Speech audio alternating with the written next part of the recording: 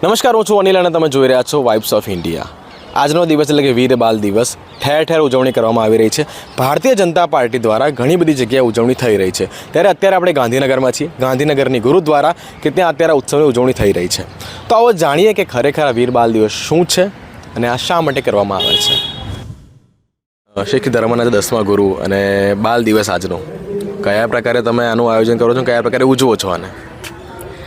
આજે માનનીય વડાપ્રધાન નરેન્દ્રભાઈ મોદીજીએ 26 ડિસેમ્બર વીર બાલ દિવસના રૂપે ભારતનું ઘોષિત કર્યું છે અને એના અનુસંધાને દર રાજ્યમાં અને એ પ્રમાણે ગુજરાતમાં બી દર ગુરુદ્વારા, દર સ્કૂલ, દર કાર્યક્રમ, દર મંડળના જગ્યાએ બધી રીતે ખૂબ સરસ ઉજવાઈ રહ્યા છે। અને આજે આપ જોઈ રહ્યા છો ગાંધીનગરના ગુરુ નાનક દરબાર ગુરુદ્વારામાં અહીંયા બધા ઉપસ્થિત છે। અમારી સાથે ગાંધીનગરના ધારાસભ્ય રીટાબેન પટેલ અહીંયા ઉપસ્થિત છે અને આ વીર બાલ દિવસના જે કાર્યક્રમ છે ગુજરાતના એના સંયોજક કૌશલ્યા કુંવરબા અહીંયા હાજર છે અને હર્ષદભાઈ પટેલ અને હું પરમજીત કૌર છાબડા અમારી સાથે સંયોજકની જવાબદારી છે અને ખૂબ સારી રીતે વીરોને નમન કરવામાં આવી રહ્યા છે। દર ગુરુદ્વારામાં ભારતીય જનતા પાર્ટીના કાર્યકર્તાઓ, બધા મંત્રીશ્રીઓ બધા જોડાઈ રહ્યા છે। આજે અમદાવાદ ગુરુદ્વારા ગોવિંદધામમાં સીએમ ભૂપેન્દ્રભાઈ પટેલ પણ હાજર હતા અને ઘણા બધા મંત્રીશ્રીઓ પણ ત્યાં હતા। સ્કૂલોમાં નિબંધ સ્પર્ધા, વક્તૃત્વ સ્પર્ધા, ચિત્ર સ્પર્ધા આ બધી આયોજન કરવામાં આવ્યું છે।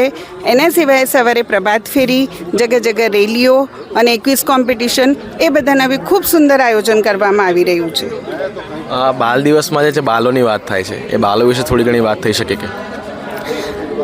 શીખ ધર્મના 10મા ગુરુ ગુરુ ગોવિંદસિંહજીના 4 પુત્રો, જેમાં બાબા અજીતસિંહજી, બાબા જોરાવરસિંહજી, બાબા જુજારસિંહજી, બાબા ફતેહસિંહજી, એમાં જે બે નાના બાબા સાહેબજાદે જે હતા જેની ઉંમર 9 અને 7 વર્ષ હતી, જેને મુગલોએ જીવિત દીવારમાં ચીનવાઈ દીધું હતું અને એ લોકોએ એમ કીધું કે અમારું શિર ભલે જતું રહે પર અમે બીજું ધર્મ ના સ્વીકારી શકીએ અને હિન્દ દેશની રક્ષાને ખાतिर, પોતાના ધર્મની ખાतिर એ પોતે પૂરા આખા પરિવાર, જેમાં ગુરુ ગોવિંદસિંહજી, એના પિતા ગુરુ તેગ બહાદુરજી, ગુરુ ગોવિંદસિંહજીના માતા ગુજર કૌરજી અને 4 પુત્રો એ સર્વંશ આખું બલિદાન કરી દીધું પણ એ ધર્મ બીજું મુસ્લિમ ધર્મ ના સ્વીકાર્યો।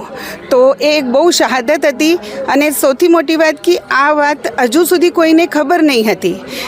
અમે ધન્યવાદ આપીએ છીએ નરેન્દ્રભાઈ મોદીજીને કે જેને આ વસ્તુને એક ઇતિહાસના રૂપમાં ઉજાગર કરી, જે કે ખરેખર એક બાળકથી લઈને બુઝુર્ગ સુધી પહોંચે છે। આજે ભારતના પ્રત્યેક વ્યક્તિ આ સાહિત્ય જાણે છે, આ શહાદતને નમન કરે છે અને આ ઇતિહાસથી અવગત થાય છે। જો કે આ કાર્યક્રમની વધુ સ્પષ્ટતા આપતા ગાંધીનગરના ધારાસભ્ય રીટાબેન પટેલનું શું કહેવું છે એ સાંભળીએ। આજે 26 ડિસેમ્બર વીર બાલ દિવસ આપણે વર્ષોથી ઉજવીએ છીએ।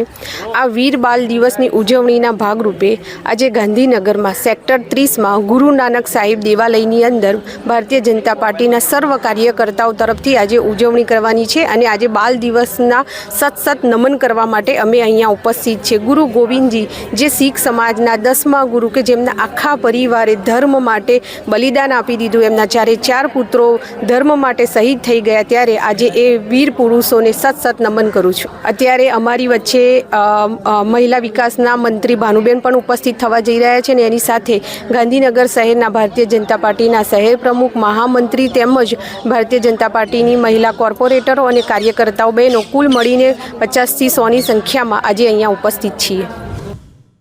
તો બસ આ પ્રકારે ઠેર ઠેર આયોજનો થઈ રહ્યા છે, ઠેર ઠેર ઉત્સવ ઉજવાઈ રહ્યા છે। તમને શું લાગે છે વિષય લઈને કમેન્ટ કરીને જરૂરથી જણાવો અને વધુ માહિતી માટે જોતા રહો વાઇબ્સ ઓફ ઇન્ડિયાને।